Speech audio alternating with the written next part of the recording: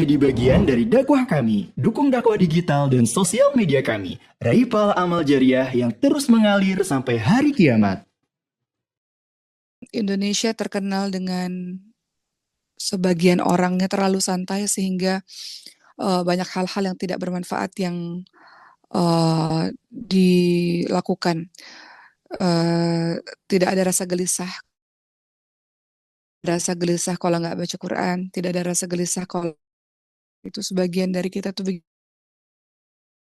saking nggak ada kerjaannya sibuk ngurusin orang lain. Sebagian dari kita saking nggak ada kerjaannya banyak main, banyak mengerjakan hal-hal yang nggak ada manfaatnya. Sementara orang-orang itu sibuk dengan belajar, sibuk dengan nambah hafalan, sibuk dengan menambah ilmu, setiap hari berlari dan merasa sangat belajar, belajar. Nah, sejatinya kita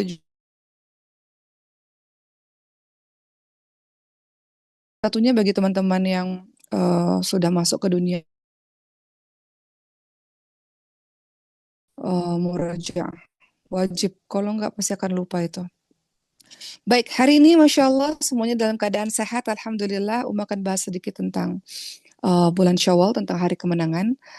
Kita tahu ya teman-teman semua bahwa um, Alhamdulillah selama 1 bulan kemarin Allah SWT sudah memberikan izin kepada kita untuk kita melaksanakan berbagai macam ibadah di bulan Ramadan. Teman-teman, sebentar.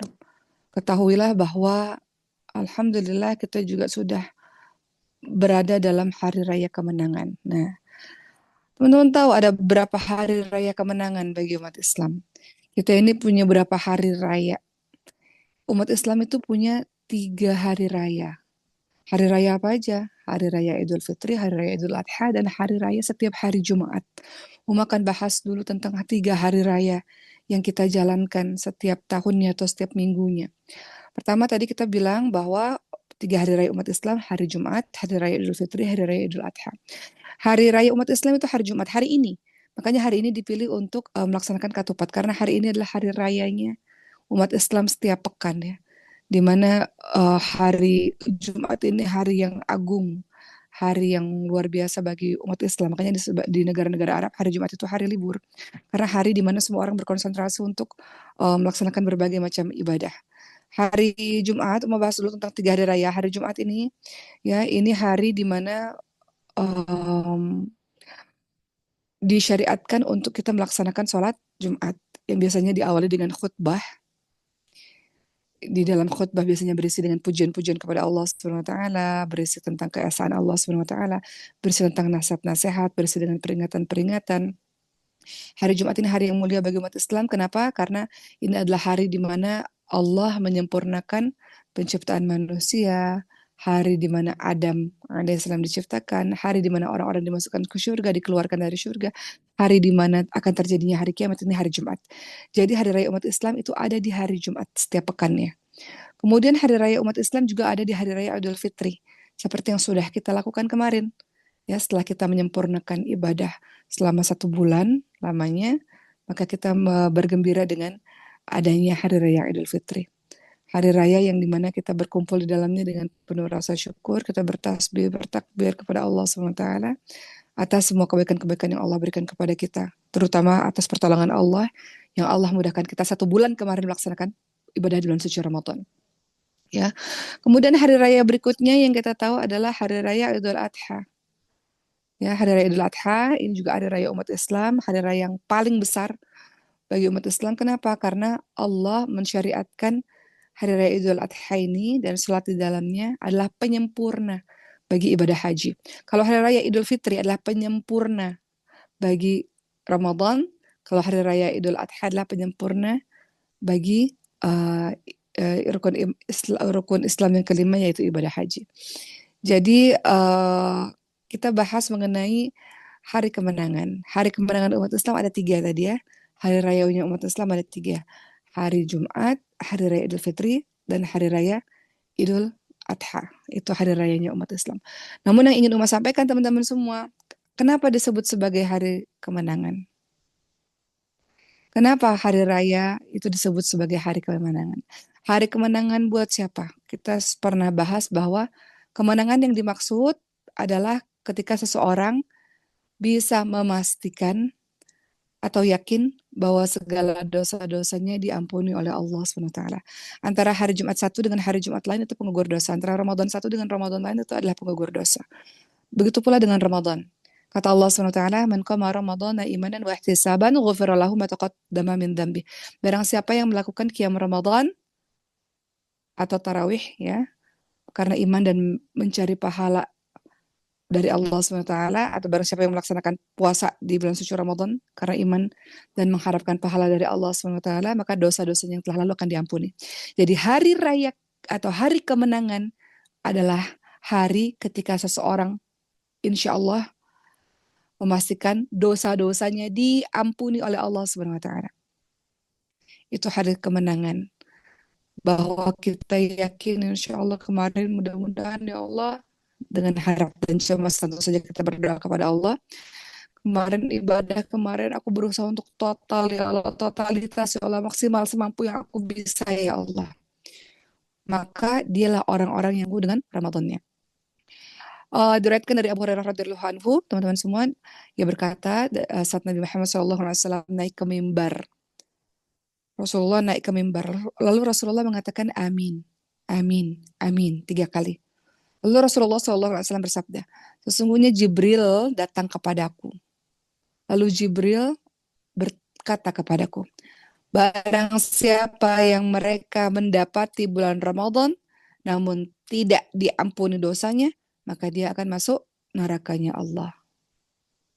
Barang siapa yang ketika dia berada dalam bulan suci Ramadan, namun tidak mendapatkan ampunan dari Allah SWT, maka dia akan celaka atau dia akan masuk ke dalam syurganya Allah SWT. Dan Allah akan jauhkan dia. Kemudian Rasulullah SAW mengatakan amin. Ya, itu salah satu yang Rasulullah katakan amin. Barang siapa yang ketika dapat bulan suci Ramadan tapi tidak mendapatkan ampunan dari Allah SWT. Artinya apa? Dia nggak sungguh-sungguh dengan Ramadannya. Dia lalai dengan Ramadannya. Dia maksiat di bulan suci Ramadannya.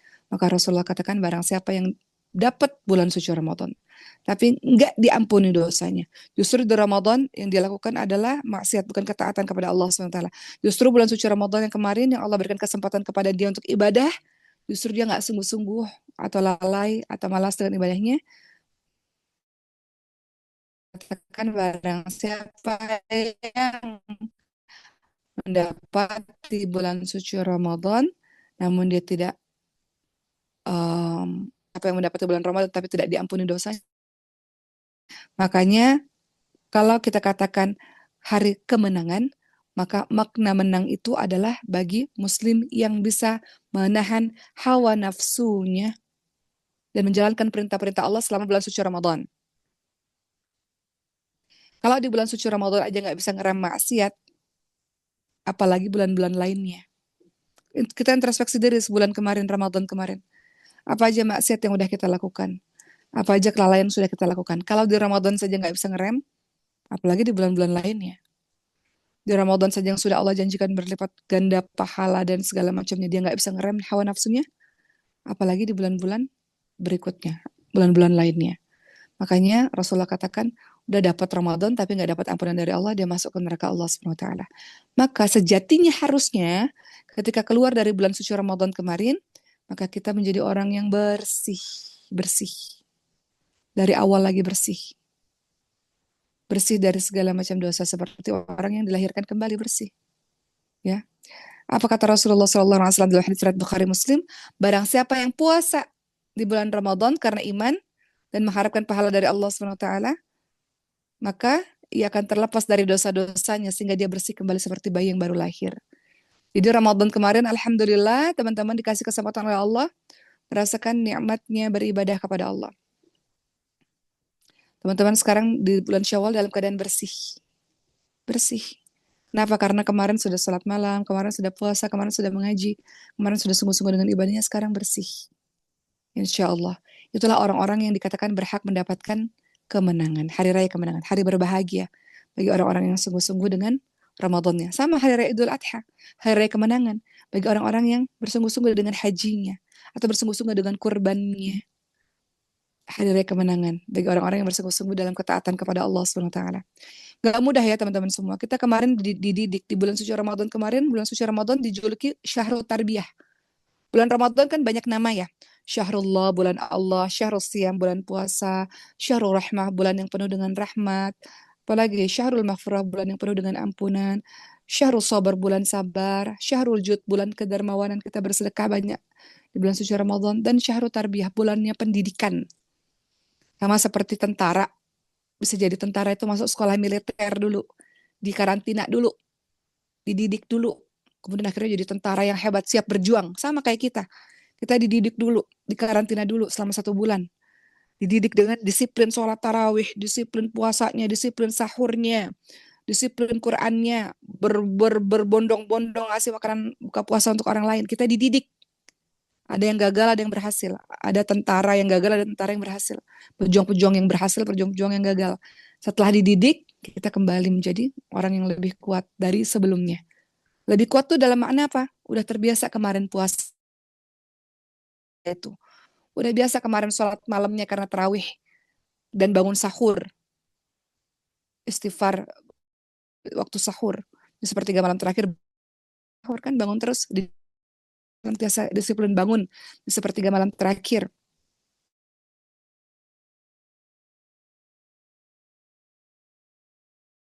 Berdoa Allah kabulkan. Setiap kali manusia minta ampun, Allah ampun. Di sepertiga malam terakhir kita bangun tiap sahur itu. Kita dididik disiplin untuk bangun di sepertiga malam terakhir, untuk sholat malam, untuk puasa, untuk Qur'annya dijaga. Dan kita mempuasakan anggota badan. Puasa kan gak cuma mempuasakan diri dari lapar dan haus, tapi mempuasakan anggota badan dari maksiat. Orang puasa tuh ajaib kan teman-teman semua. Setiap kali kita mau buat maksiat, aduh lagi puasa. Setiap kali mau gibah ngomongin orang, aduh jangan deh lagi puasa. Setiap kali mau nonton video-video atau foto-foto yang gak baik, jangan deh lagi puasa. Puasa itu ajaib karena dia perisai. Dia menghalangi kita untuk berbuat maksiat. Karena puasa itu mempuasakan anggota badan dari bermaksiat kepada Allah. Dahsyatnya puasa itu teman-teman semua. Maka dikatakan orang yang meraih kemenangan adalah orang yang konsisten pasca Ramadan. Kemarinnya Qiyamul Lail tiap hari, pasca Ramadan Qiyamul Lail tiap hari. Kemarin Syahrul Ramadan Syahrul Quran, Qurannya tiap hari, pasca Ramadan Qurannya tiap hari. Ketika Ramadan banyak sedekah, pasca Ramadan banyak sedekah. Jadi orang yang diterima ibadahnya di bulan suci Ramadan apa? Continue dalam melakukan amal kebaikan demi kebaikan. Ya. Jadi tetap berbuat baik pasca Ramadan. Jadi nggak musiman. Ada orang ibadahnya musiman teman-teman semua, hanya di Ramadan saja. Tapi ciri orang yang diterima ibadahnya di bulan suci Ramadan adalah setelah selesai Ramadan, maka tetap melanjutkan amal-amal solehnya. Sekarang yang Uma ingin bahas adalah amalan-amalan yang harus dijaga pasca Ramadan. Amalan-amalan yang harus dijaga setelah Ramadan. Pertama, tetap menjaga sholat 5 waktu. Khususnya bagi para ikhwannya, sholatnya di masjid. Sholat tepat waktu. Begitu azan, gelisah, langsung cepat-cepat sholat. Ya, jangan ditunda-tunda lagi sholatnya. Kalau di bulan suci Ramadan kita rutin menjaga sholat kita, ya, yang laki-laki rutin misalnya menjaga sholat jamaahnya di masjid, maka pasca Ramadan jaga sholatnya. Untuk kita insya Allah sholat 5 waktu insya Allah kita jalankan. Untuk teman-teman yang udah ngaji sholat 5 waktu kita jalankan. Tapi sekarang persoalannya kualitas sholat kita. Kita sholat 5 waktu ya sholat 5 waktu, tapi kualitas sholatnya seperti apa? Kualitas sholat terlihat pada ketepatan waktu ketika kita sholat. Kualitas sholat kita terlihat pada saat sempurna dalam gerakan. Kualitas sholat terlihat pada saat teman-teman paham tentang bacaan sholat yang teman-teman ucapkan. Jadi sholatnya berbekas di hati. Sholat itu istirahat bagi orang-orang beriman. Rasulullah itu kalau lagi sedih, Rasulullah akan mengatakan pada para sahabatnya, salah seorang sahabatnya, istirahatkanlah aku dengan sholat. Maksudnya kamu jadi imam, kemudian baca Rasulullah ingin mendengarkan bacaan-bacaan Quran gitu. Umar alat ya, Rasulullah itu istirahatnya dengan sholat. Dan kalau Rasulullah lagi sedih, Rasulullah akan minta sahabat untuk baca Quran, ya, supaya menghibur hatinya Rasulullah SAW. Jadi Rasulullah itu menjadikan sholat itu sebagai istirahatnya dari hiruk pikuknya dunia. Jadi salah satu amalan yang harus dijaga adalah sholat. Sholat, kita semua sholat 5 waktu insya Allah. Hanya saja yang perlu kita perhatikan adalah kualitas sholat kita. Kualitas sholat terlihat dari ketepatan waktu sholat, dalam gerakan sholat, dan juga pada saat kita paham atau tidak dalam bacaan sholat. Teman-teman katakan semua bacaan dalam sholat kita, itu semua adalah berisi doa demi doa. Teman-teman duduk, teman-teman berdoa. Rabbi firli warhamni wajiburni warfa'ni warzuqni wahdini wa'afini wa'fa'ni. Itu semua doa. Rabbi firli ampuni aku. Rabbi firli warhamni sayangi aku. Rabbi firli warhamni wajiburni tutup aibku. Teman-teman dosanya banyak, umat dosanya banyak. Orang-orang sayang pada kita karena bukan kesalahan kita. Bukan karena teman-teman ahlul Quran, tapi teman-teman ditutup aibnya oleh Allah Subhanahu wa taala. Tutup aibku ya Allah. Rabbi firli warhamni wajiburni warfa'ni. Teman-teman masuk nafas Ikhwan Batam konsentrasi, Uma lihat ya, jangan banyak main. Nafas Kalimantan Tengah terima kasih udah khusyuk. Nafas Ikhwan Batam Uma lihat dari tadi terlalu banyak bicara. Fokus sebentar, Uma lagi bahas sesuatu yang pengingat bagi kita semua insya Allah ya. Baik, teman-teman semua, apa rutinitas yang harus dijaga pasca Ramadan adalah sholatnya. Anak-anak maskul hufad, jangan sampai sholat subuhnya ketiduran. Ahlul Quran katanya, tapi sholat subuhnya ketiduran. Ciri-ciri orang munafik itu terlihat pada saat sholat subuh, salah satunya. Sholat isya dan sholat subuh salah satunya. Sholat subuh itu paling sering, kesiangan. Ya, jadi teman-teman ngafalin Quran, maka teman-teman bangun awal sebelum sholat subuh. Kemarin liburan, teman-teman bangun subuh jam berapa teman-teman semua? Ketika teman-teman ada di pondok atau ada di pesantren, teman-teman disiplin karena semua orang bangunin. Tapi ketika Ramadan, ketika kemarin liburan, sholat subuhnya banyak yang kesiangan. Sebagian dari kita banyak yang kesiangan. Baik, sebentar ya. Berikutnya, yang ingin saya sampaikan kepada teman-teman semua, ingat bahwa ada ciri-ciri orang yang munafik. Ciri orang munafik itu apa? Kata Rasulullah, tidak ada sholat yang paling berat dilakukan oleh orang munafik kecuali sholat subuh dan sholat isya. Orang munafik itu paling berat sholat subuh, paling berat sholat isya. Paling berat mereka. Ya, kata Rasulullah, seandainya mereka mengetahui keutamaan-keutamaan dari kedua sholat tersebut, niscaya mereka akan mendatangi sholat tersebut walaupun sambil merangkak. Kenapa sholat isya dan sholat subuh paling berat untuk orang munafik? Karena sholat isya itu udah capek, orang nggak lihat juga. Sholat subuh masih gelap juga, orang nggak lihat juga. Masih terlalu awal. Jadi ciri orang munafik itu berat melakukan sholat isya dan sholat di ibadah yang teman-teman continue untuk teman-teman perhatikan adalah sholatnya. Kualitas sholatnya. Sholat 5 waktu, insya Allah yakin semua di sini di ruangan ini semua sholat 5 waktu. Paham atau enggak tuh selama ini sholat berpuluh-puluh tahun, paham enggak apa yang dibaca dalam sholat tersebut? Kedua, memperbanyak puasa sunnah. Sekarang masih di bulan Syawal, masih ada waktu untuk melaksanakan puasa-puasa sunnah. Kata Rasulullah SAW, maukah aku tunjukkan kepadamu pintu-pintu kebaikan? Maka salah satunya adalah puasa. Puasa adalah perisai. Bagi orang-orang yang suka marah, obatnya puasa. Bagi orang-orang yang nggak bisa berhenti dari tontonan pornografi, puasa. Bagi orang-orang yang lagi pacaran-pacaran tuh, anak-anak muda tuh, untuk kontrol supaya nggak bablas, puasa. Bagi orang-orang yang orang-orang yang banyak berbuat ghibah, ngomongin orang, kerjaannya, obatnya apa? Puasa. Puasa itu perisai bagi semua maksiat dari anggota tubuh kita, teman-teman semua. Bagi orang-orang yang suka marah-marah pada keadaan, nangis-nangis, merasa hatinya nggak tenang, merasa dunia ini terlalu kejam, dunia terlalu jahat, ujiannya terlalu banyak, obatnya apa? Puasa. Dengan puasa kita rasa semuanya terasa kecil, nggak terasa berat dalam kehidupan ini, puasa. Termasuk salah satu puasa yang disunahkan adalah puasa Syawal. Rasulullah SAW ya bersabda, ada dalam sebuah hadis qudsi, Allah SWT berfirman, dan senantiasa hambaku mendekatkan diri kepadaku dengan amalan-amalan sunnah sehingga aku mencintainya. Jadi kalau ada yang bertanya amalan sunnah untuk apa? Untuk buat Allah cinta sama kita. Kata Allah, dan senantiasa hamba-hambaku mendekatkan diri kepadaku dengan amalan-amalan sunnah sehingga aku mencintainya. Jika aku mencintainya, maka akan aku berikan petunjuk pada pendengarannya yang dia gunakan untuk mendengar. Kalau aku sudah mencintainya, kata Allah SWT, aku akan berikan petunjuk pada penglihatannya yang dia gunakan untuk melihat. Aku akan memberikan petunjuk pada tangannya yang dia gunakan untuk memegang. Aku akan memberikan petunjuk kepada kakinya yang dia gunakan untuk berjalan. Dan jika dia mohon sesuatu padaku, kata Allah, pasti aku akan kabulkan. Jika dia minta perlindungan, pasti aku akan berikan perlindungan kepadanya. Hadis surat Bukhari. Jadi, amalan-amalan sunnah yang kita lakukan adalah dalam rangka menarik perhatian Allah, membuat Allah cinta pada kita, membuat pendengaran, mata, tangan, kaki semuanya atas petunjuk dari Allah SWT. Itu amalan-amalan sunnah. Fungsi dari amalan-amalan sunnah. Fungsi dari amalan-amalan sunnah berikutnya adalah untuk menambal kekurangan amalan-amalan wajibmu selama ini.